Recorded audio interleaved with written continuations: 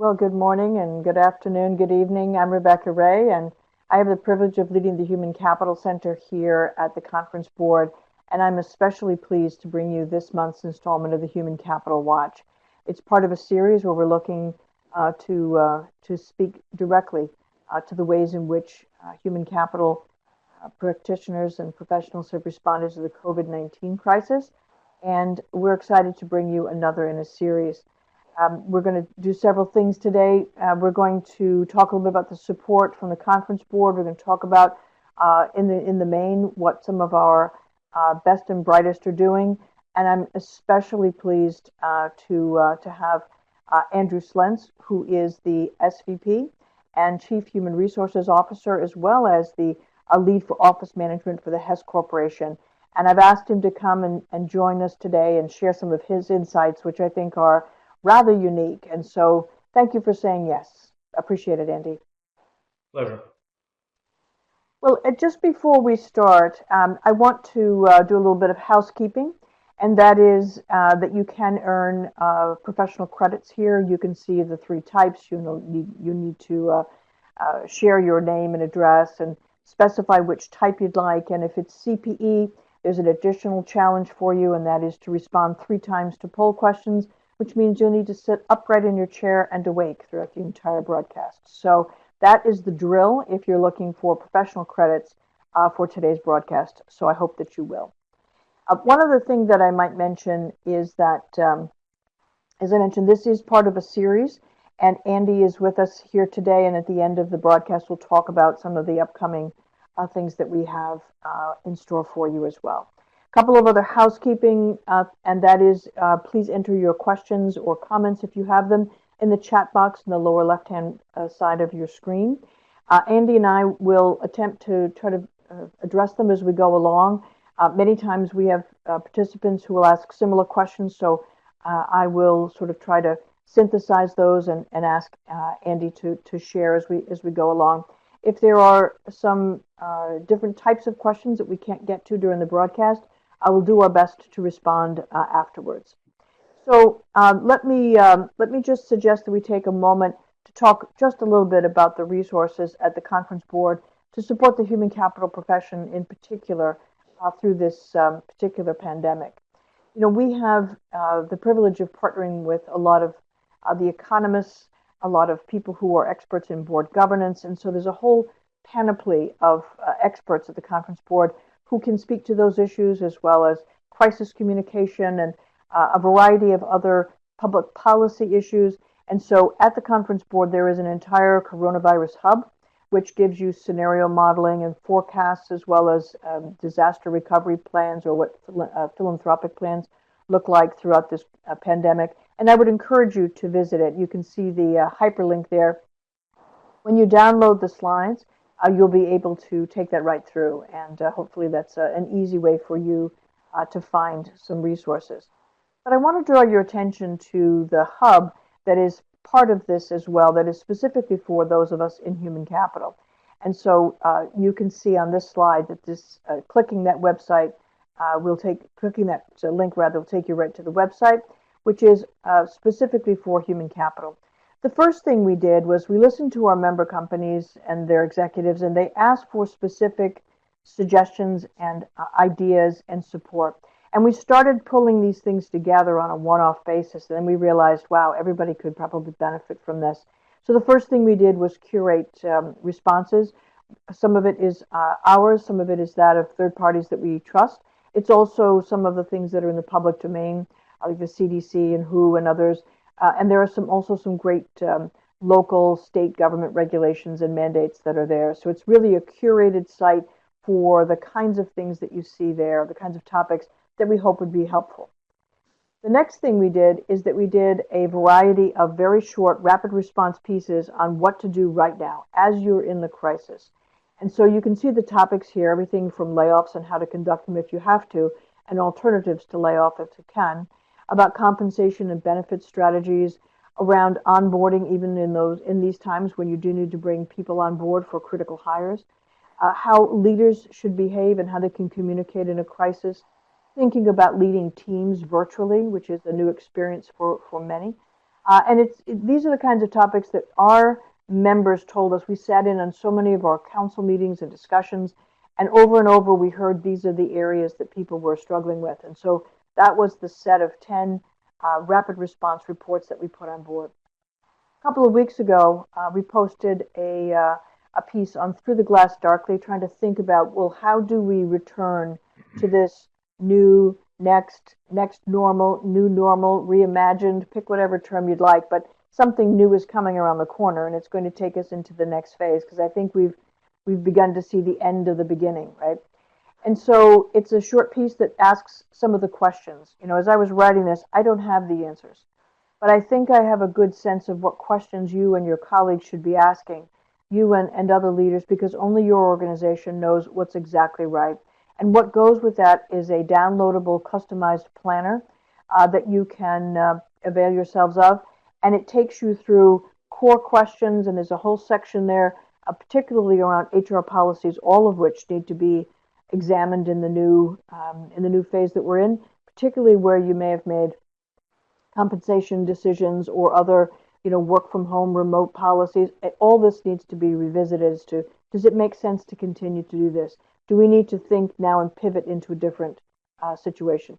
There's also a section there on strategy. Are we in the same business?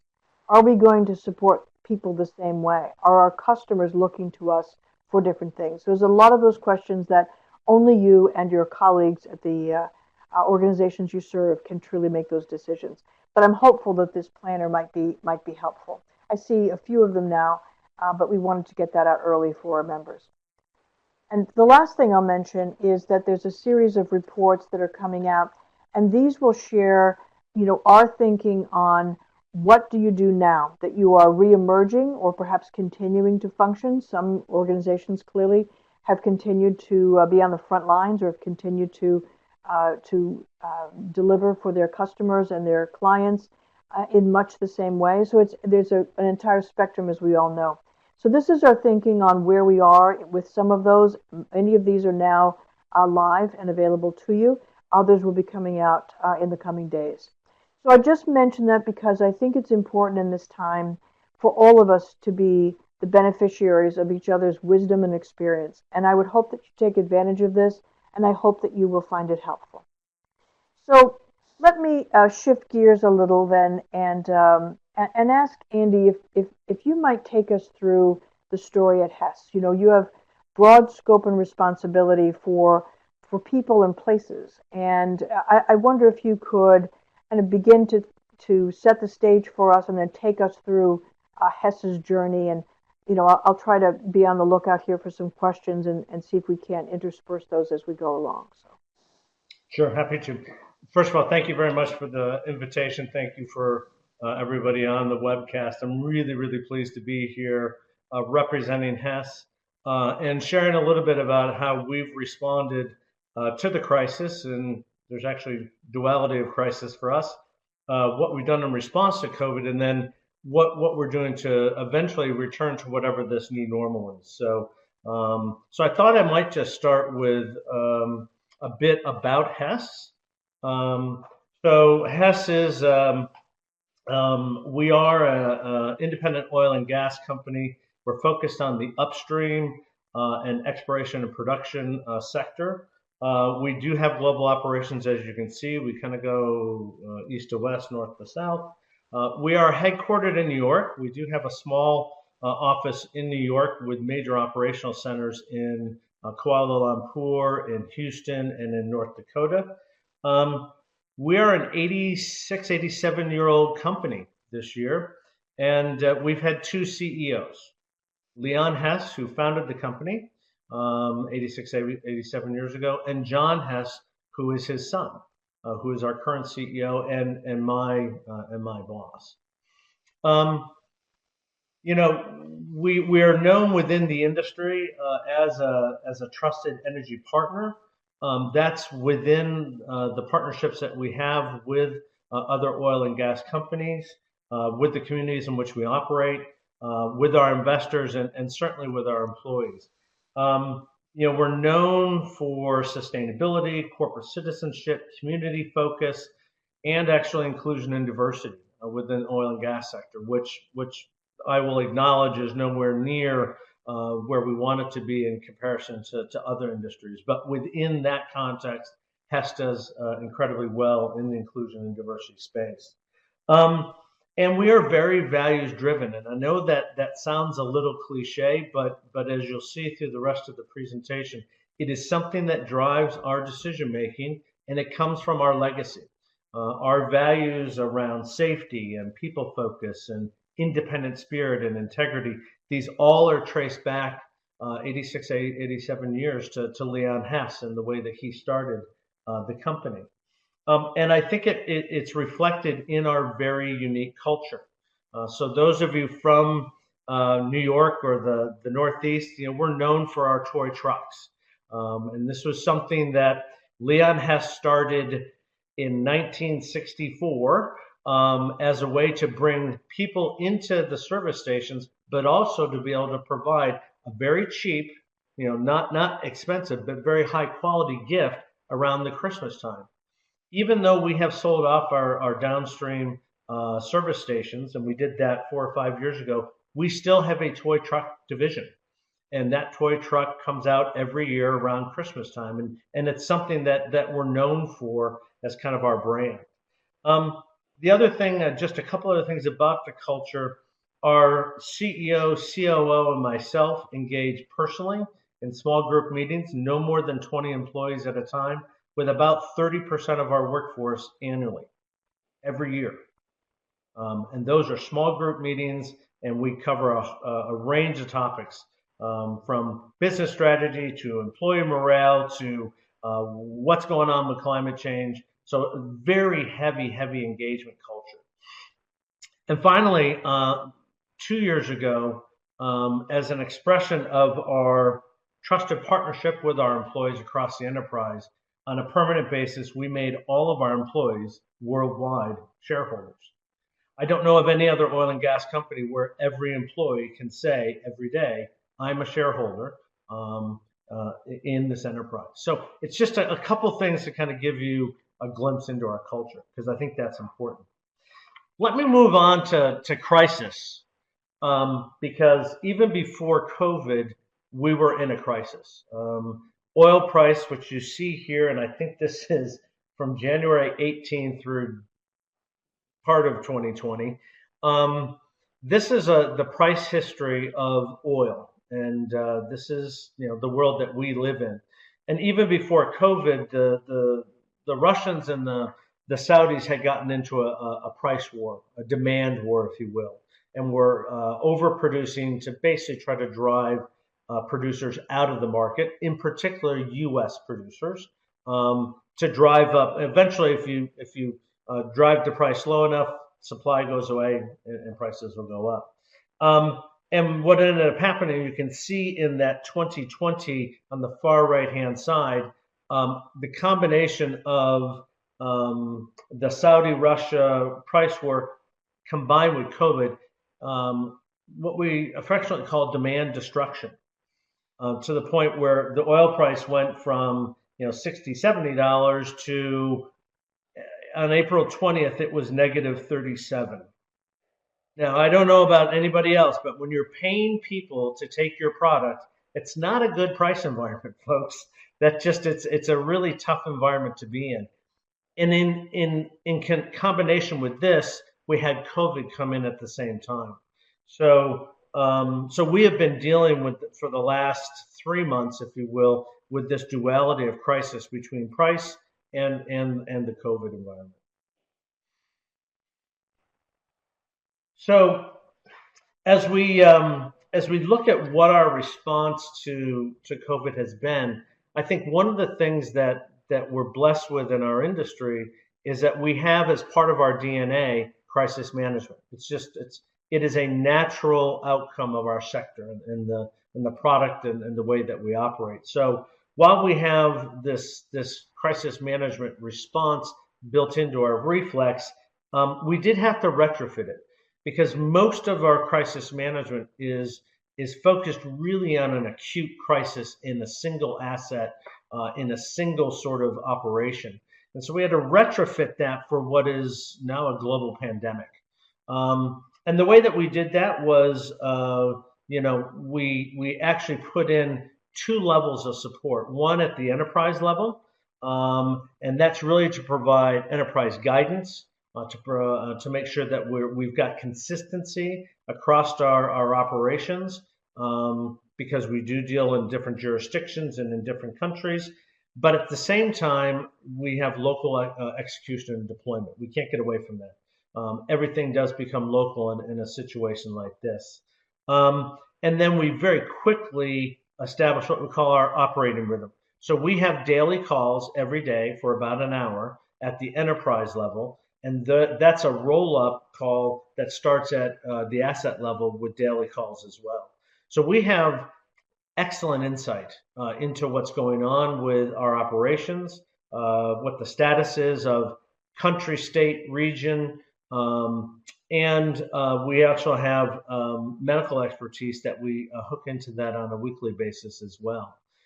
Because of the nature of our work, we're also we live in a very complex high tech gig economy.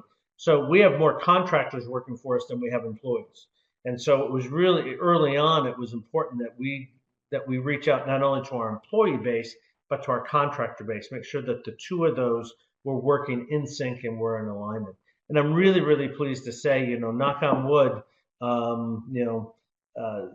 as of today, we've only had two instances of COVID positive testing within our operations, which I think is kind of a stunning result. But I do think it's an indication and an output of kind of the crisis management response that we went through. The other thing we did was, because of that crisis management DNA, just took very, very decisive action. So in late February, we banned all international travel because we do have international locations and there's a fair amount of traffic in between. We banned international travel in February. We had our board of director meeting in New York on March 4th and 5th. So I was in New York on March 4th and 5th. The very next week, we banned domestic travel. And the week after that, we went into remote working for all of our office locations. So we went very quickly to take these steps to kind of mitigate the spread of the virus, but really focusing on the health and safety of our employees. And we've been working remotely since March 16th, so we're about 60 days into it. Now, Rebecca, Andy, did you have a? yeah. So we're getting some questions here, and I guess one of the questions I have, look, I am sure that there's a whole range of operating environments, and if you're on a rig, that's probably not a work from home kind of option for you. No. But for those who could, do you see more of this as more the norm than not going forward? Will this change the way? Absolutely, and you'll see that as part of our lessons learned. Okay. So one of the things is, we do have offshore operations, we have onshore operations, and it was really, really important that those operations continue. We want our product to continue to flow. And because, again, that's a combination of employee and contractor, and the supply chain logistics around getting people from onshore to offshore is just staggeringly complex. Lots of moving parts there. So we very early on implemented some very enhanced screening, deep cleaning of all of our facilities, implemented travel protocols, because we do have people that live out of state. And one of I think the important things we did for our offshore operations was move from a 14-day on, 14-day off to 21 days on, 21 days off. Because an offshore platform it's like a stationary cruise ship. If you get somebody infected there, you're pretty well done. And so in order to mitigate, kind of the interaction points between onshore and offshore, we extended that rotation. And our employees are fantastic about it. They completely agree with that. And then we did the same with our contractor workforce. And this is really important because some of our contractors are huge organizations like Baker Hughes or Halliburton, but a lot of our contractors are smaller organizations, and so they needed our guidance, and they were fantastic to kind of go along with our protocols, work with us on arrangements, work with us on changes to to cleaning and screening. And I can't say enough about the partnership between our operations and the very important contractor workforce that supports us. So, Andy, could you talk a little bit more about that? I've got a couple of questions here around the contingent workers that you have. Whether that's managed in-house, how did you get them to align the engagement? Yeah, again, it's one of the things that I know what we talk a lot about the gig economy and that's very topical. But the oil and gas industry has been a gig economy for decades, and there's very large components of our operations that are better suited to the expertise of a contractor workforce. They have expertise in it that we just can't afford, especially given our size. We're not the size of a Shell or a BP or an Exxon. But these are deep relationships. When you go onto a platform or into one of our operations, everyone is branded as Hess. It's a very seamless sort of work environment. You can't tell who's a contractor versus who's a Hess employee. And so it's just part of that we embrace these people and those organizations because they're so essential to how we get work done. And they're very long established relationships. So and so for us, when we responded to this, it was natural for us just to kind of throw our arms out and embrace the total workforce versus just our employees. Not always the case. Sorry. That's not always the case. Sorry, Rebecca, you're kind of going in and out. Maybe it's just me. It's maybe a little better. I think it's terrific how you plan to work with people. Sorry, I'm not hearing that.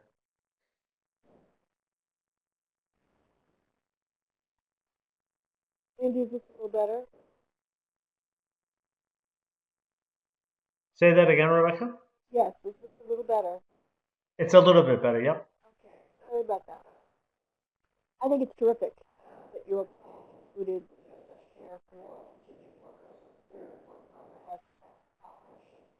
a question about maybe how you got them to think about, or maybe it was just a natural extension of the way they're always treated, but getting them to be part of this process of engaging them. Yeah. So again, your audio is a little indistinct, but I think you're asking how do we establish that relationship and how do we bring them with us? It was just again, it's a natural extension. When you're in an offshore operation, when you're in an onshore facility, this is high risk type of work. It's dangerous, and so safety is paramount. And once you're at that kind of base level, there's no distinction of are you a visitor, are you a contractor, or are you an employee. It's about safety, and that's one of our core values in Hess. And so it's something that we really, really focus on. And at the end of the day, there was never a question that we were going to, in the circle of our duty of care, include employees, visitors, and contractors. And they, because of the relationship we have with them, they're very happy to go along with us in terms of our lead. Listen, I think with that, as Rebecca's maybe working her audio, I'm going to keep moving here a little bit. A couple of the other things that we did on this decisive action was just establish a series of networks for benchmarking.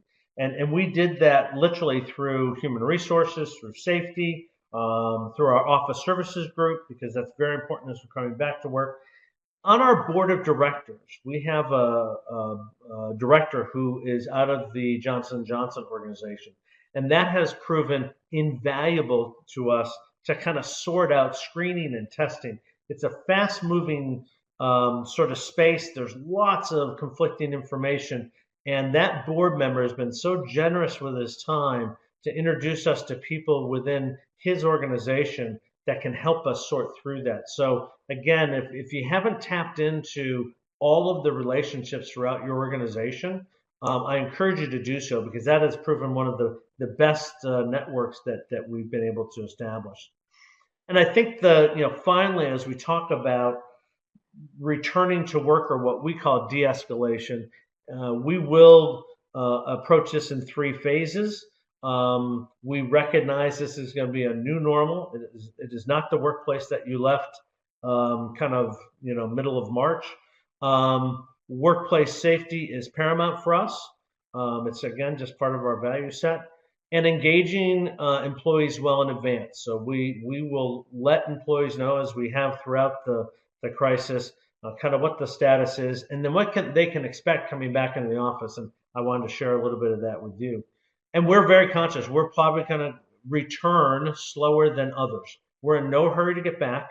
Our operations are working very, very well. Remote working is working very, very well. So we're in no rush to get back to the office, and we're happy if others want to go first, and we'll learn from them. So, Andy, I'm hopeful that you can hear me now. I think that's better. Yeah. All right, let us pray. So, here's the question.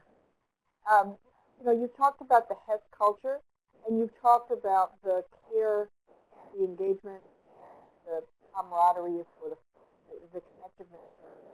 What are your thoughts about how you might continue to build on that level of engagement as you enter? Yeah, it's a really good question, because this sort of medium is incredibly effective, right? Well, it's incredibly efficient. We can reach 1,000 people, right, versus having them all to travel and do all this, kind of logistics and cost and all that. But it's not necessarily as effective as face-to-face for certain circumstances. So we're trying to think about what that balance is between efficiency and productivity and effectiveness. There is something about engagement when you're trying to engage not just the head, but the heart, that has an emotional component. And that emotional component, I think, is catalyzed by personal connection and personal interaction. So we view this as something that we're going to have to develop in a balanced way. We're going to embrace remote working. We love the technology, but we realize there's a component that's missing, that we're going to have to reintroduce slowly.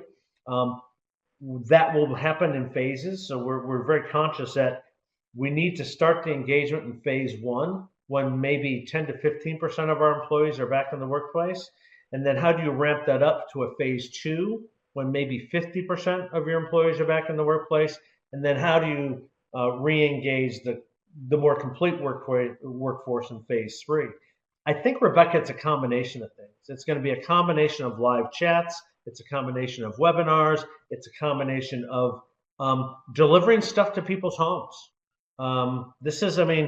We got some great insight. I have twins that are seniors, and they virtually graduated. But there was an in-home delivery of caps and gowns and a sign that goes out front. That gave me some insight to say, we can do the same thing from an employee perspective. And it doesn't need to be enterprise-wide, but so I just had somebody celebrated 20 years with Hess. So I've got their service gift in my office somewhere that I haven't seen for 8 weeks, but I delivered something to their home from me to make sure that that did not go unrecognized. So it's the smaller things, I think, that we're going to have to focus on in the interim, because the bigger things are going to escape us for a little bit. Andy, I think that's terrific, but that assumes you have leaders who are conscious of how easy it is to slip away or to feel less connected. To try to think about what can we do as leaders to make sure that people feel as though they are still connected, still part of the team. And I think, a couple of factors. So you have teams that have already formed, so they may be remote or some kind of hybrid combination. But when you bring on new people who don't have that prior connection with that team, how will we as organizations think about bringing that person in? So your example about the recognition for your service, we need to think about how do we onboard, how do we give them the swag to the home, and how do we make sure that they have a virtual presence and feel connected. But there's a whole lot more that we have to do, I think, to ensure that people don't see this as two-dimensional, and that they do feel connected in a way. Yeah, yeah, and I'm sure there's others on the webinar who have way more experience in this than we do. And I think it's one of the lessons learned for us is, we're a fairly traditional industry. We're commodity based, operationally based, right? We're kind of earth based, if you will. And while we had some flexible work arrangements, we certainly did not have a flexible work policy or something like that. And we've been incredibly surprised and pleased about how well that's worked out. But to your point, I do think there's in our industry and maybe in our culture for Hess, although I'm not sure we're terribly unique in that regard, you're going to have to find this balance. In any of the things that we do in a virtual world, whether it's shopping, whether it's looking for information, whether it's dating, ultimately there's some sort of human connection that you make. I know it's kind of tongue in cheek, but I know very few people. I don't know anybody that has met someone online, married them, and doesn't physically connect. So there is something there in order to deepen the experience and the relationship about having that balance. And it doesn't mean that everybody has to be in the office 100% of the time. I think we're past that. But there does have to be some balance. I think one of the reasons that remote working has worked so well for us, anyhow, is that we all know each other. We don't have a whole lot of new people that we're trying to engage in our culture, right? If there's a lot of new people on our particularly on our management team, we would not be nearly as effective as we are. And in fact, I think the remote working has actually brought us closer together. It's one of my lessons learned. It's been very humbling, hasn't it? I'm hoping you can hear me a little bit better now, Andy. We can, yeah. Better? Yep. Well, thank you. All right, great. So it's been fascinating to me to watch the ways in which we are now sort of in each other's homes in a way that perhaps we might not have. And I know for many folks who don't usually work remotely, when there's a toddler screaming in the background, or a loved one who sort of walks into the shot, our first impulse is to apologize, and for most of us, our impulse is to say not to worry. It's been very egalitarian in a way that we all know that we're making these choices and trying to swing for the fence, nevertheless, and so I think it's been a very good thing in some ways.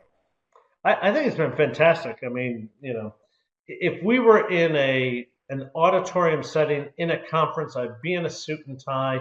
There's a certain casualness and a certain intimacy that you garner through this.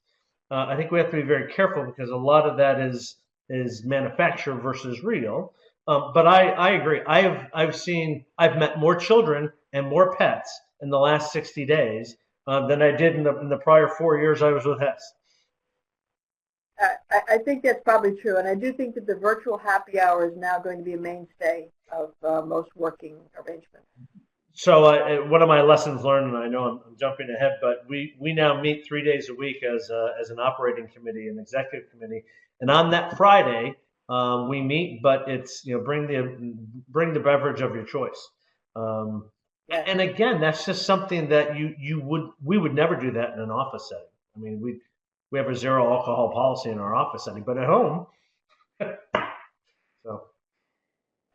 You're absolutely right, and I just think it just helps us see each other as vulnerable. Absolutely.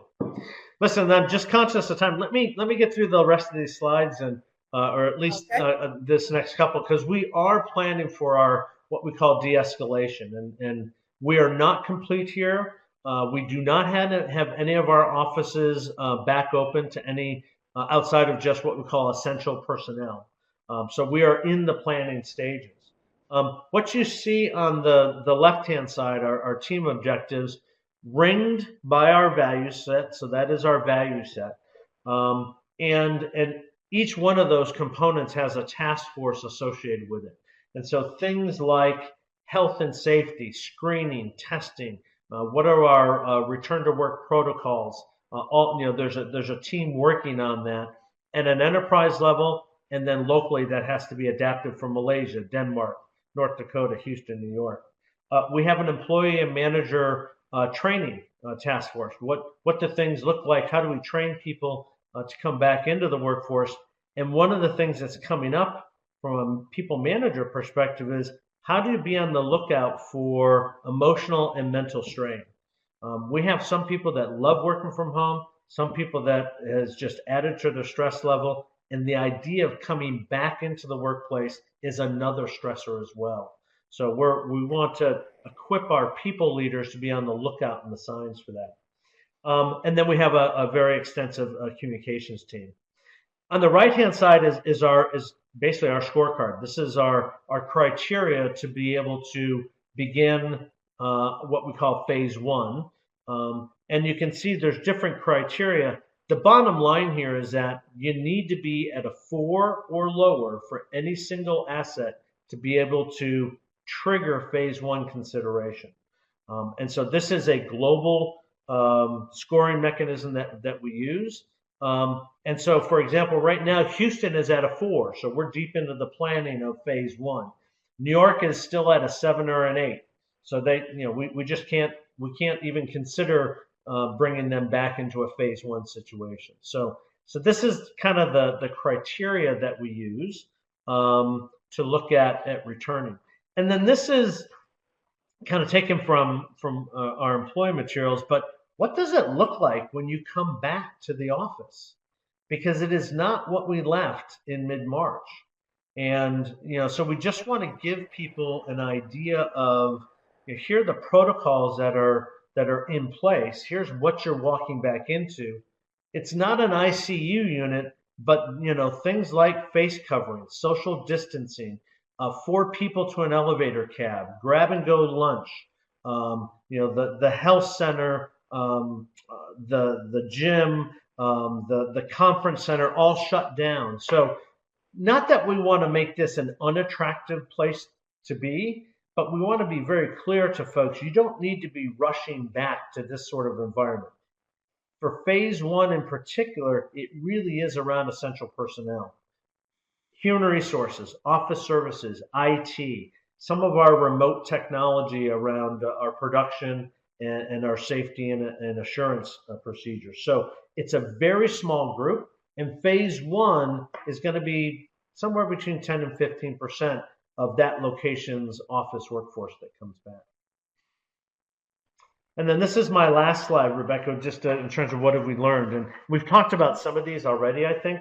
One is just a significant mind shift to digital and flexible virtual working. It has worked surprisingly well. I mean, we have been stunned. And we have seen very high productivity. Again, I question efficiency versus effectiveness. I think there's 2 components there on that spectrum. And again, I think situationally, we've all been incredibly productive because we've all been under stay-at-home orders. As society starts to open up, I do think you're going to see some other demands on people's time. So we may experience a little bit of a dip in the remote working spectrum, but again, we're definitely going to embrace this. That second point, we can operate effectively. Our operational performance has not been impacted. If anything, it's increased, which basically says sometimes, corporate and regions, and we're all here to help. Sometimes when you just step out of the way, empower people to do the right things, they actually blossom. And I think that's been the case with our operations. They have done a spectacular job in terms of safety, COVID, operational performance, just fantastic. We had seen that in some of the research prior to this, but I think there's really no doubt now that under the right set of circumstances, assuming that people have the equipment they need and access to the internet and that sort of thing, this can be done remotely without a significant drop in productivity. Yeah. I think it's the backdrop of the stress of the COVID and the impact on them personally that's the underlying factor that might be something to consider as well. The thing that we're most proud of, we are having our best safety performance in the first and second quarters. Trend line, we typically have a dip in safety in the first quarter. people coming back from vacation and holidays a little bit distracted. We have had the best safety performance in years. We've broken that trend. All of that within the context of a COVID and an oil price crisis. So just hats off to the operational team. As I mentioned, communicating more as an executive team, we meet now 3 days a week, 3 times a week. One of those does have an adult beverage or beverage of your choice.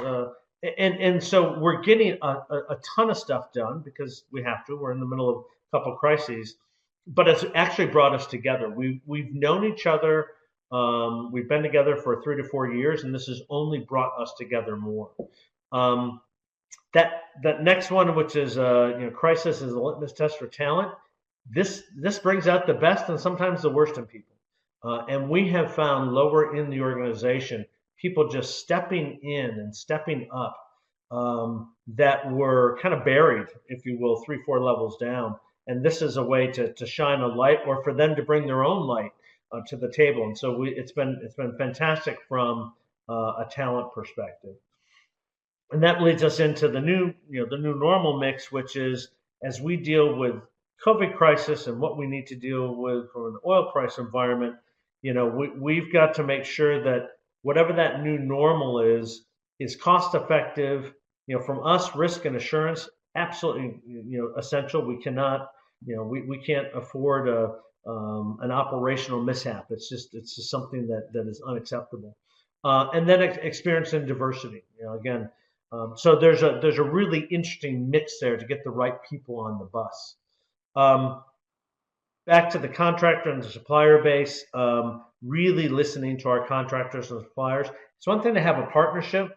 Sometimes that partnership is a little skewed. I'm the lead partner, you're the junior partner. This has forced us to really, really listen to our suppliers and our contractors, and we've learned a ton from them in that engagement. As we have from our employees. The next one is, just when you've got lower costs, just stop, pardon the word there, but the essence here is don't let a good crisis go to waste. Take the opportunity to lean in, clean out, simplify, declutter. This is an excellent opportunity to do that. And then bizarrely, it has provided us more focus on the long term. Because of what we did to hedge our oil price for 2020, we actually have some insurance on the oil price right now, which provides us a bit of time and space to be able to plan and think longer term versus having a knee-jerk react. And we're very conscious that what we do now will impact how we're positioned to recover when oil price does come back.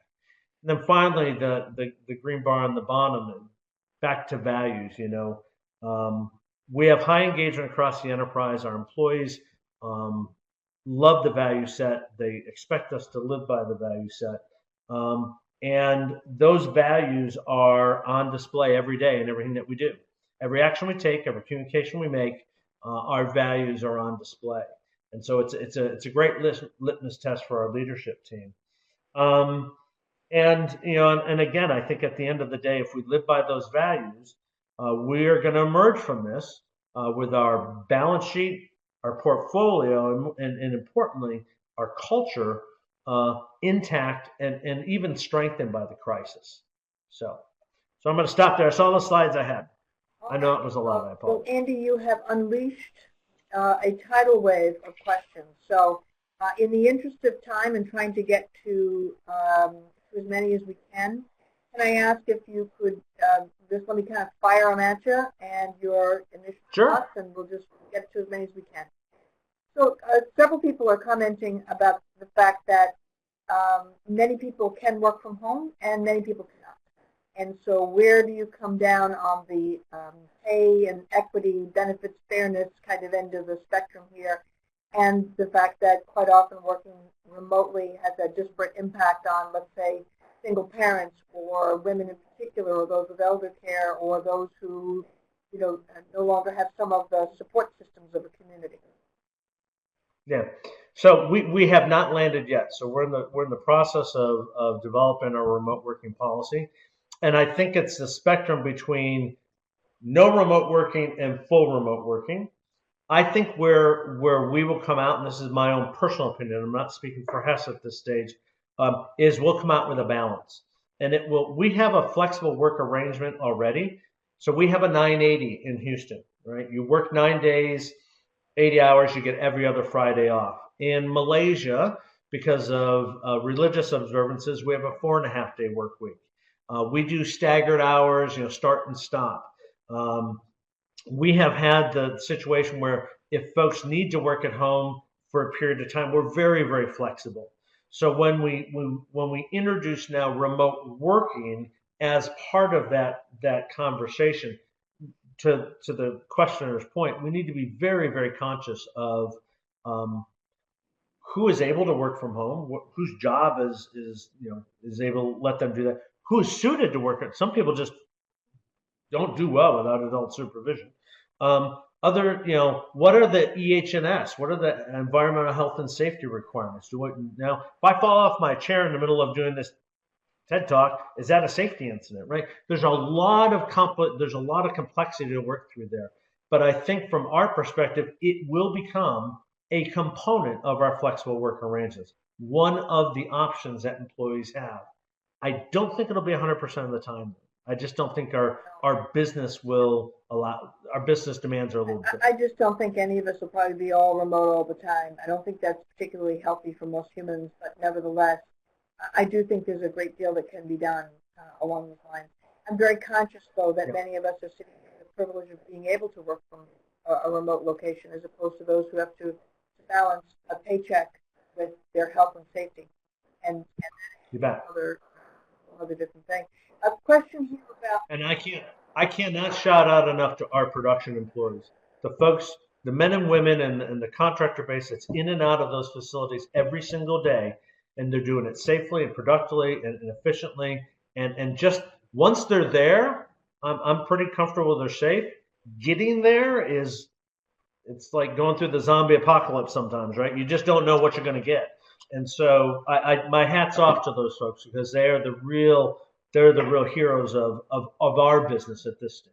And no question, there's so many people on the front lines in so many different ways, certainly in the healthcare sector, but also those who are critically important to keeping our economy and our country even functional, so that those of us, who are in state-mandated lockdown can actually have access to food and supplies. So, no question.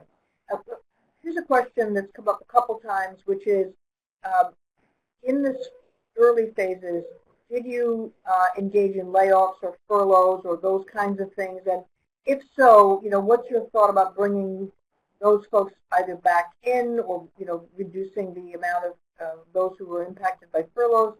Any thoughts there, Andy?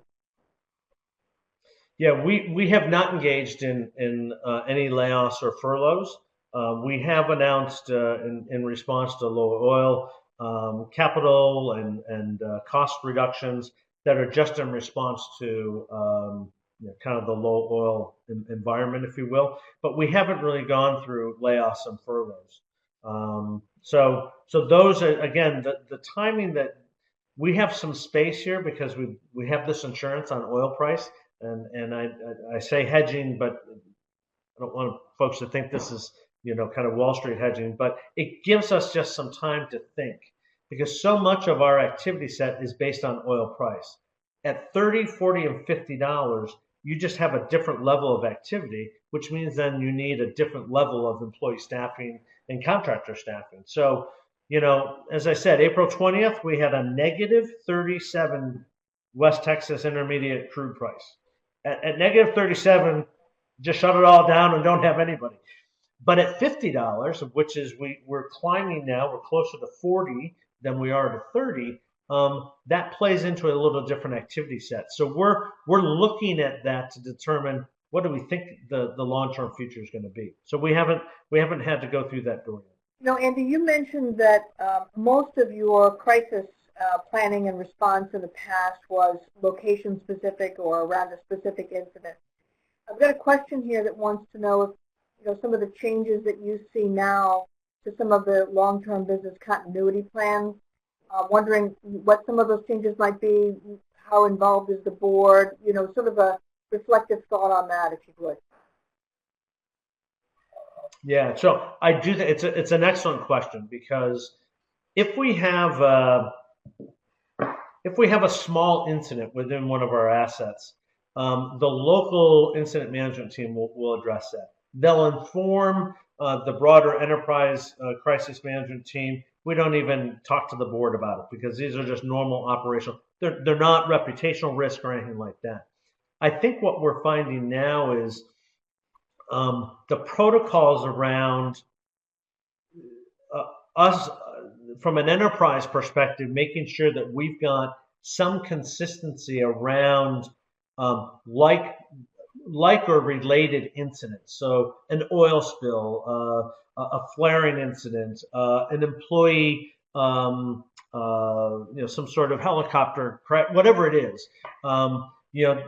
I think that we will always now have as part of our permanent enterprise crisis management team a much more streamlined and insightful view into what's going on locally. Not trying to interfere with what they're doing, but just making sure the information flow is coming up so that at the end of the day we can make that determination. Is this something that needs to go to the board? Is this something we need to communicate externally? Because we did have some examples. For example, when the first employee was tested positive for COVID, the local team is trying to do the right thing. They want to let everybody know. Well, stop! You got to. There's HIPAA requirements. There's privacy requirements. So we were able to jump in front of that. I think if we didn't have that enterprise crisis management team, all well intentioned, but I think we would have tripped over some wires there. So I know it's a long-winded answer. No, that helps. I think for many people who are going to be looking at business continuity, particularly as it relates to the two areas that you're responsible for, people and facilities, there's going to be some scenario planning in there that says, what if we have more than one crisis?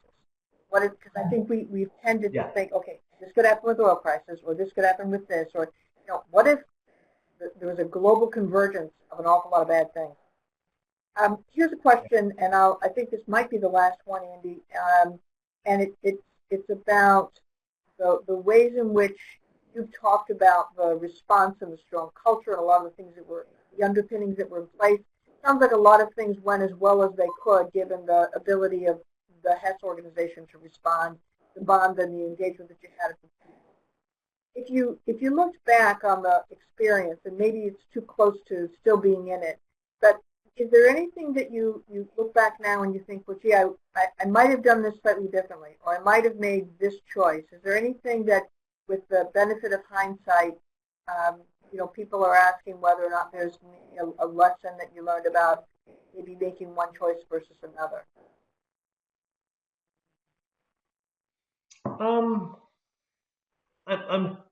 I don't think tactically and operationally.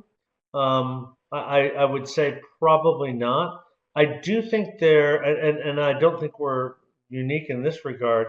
We were a little slow to realize that this really was a crisis, that this wasn't just something that was happening in China, that it was going to very quickly come from east to west. And as I mentioned, we were in New York at our board meeting, the 4th and 5th of March.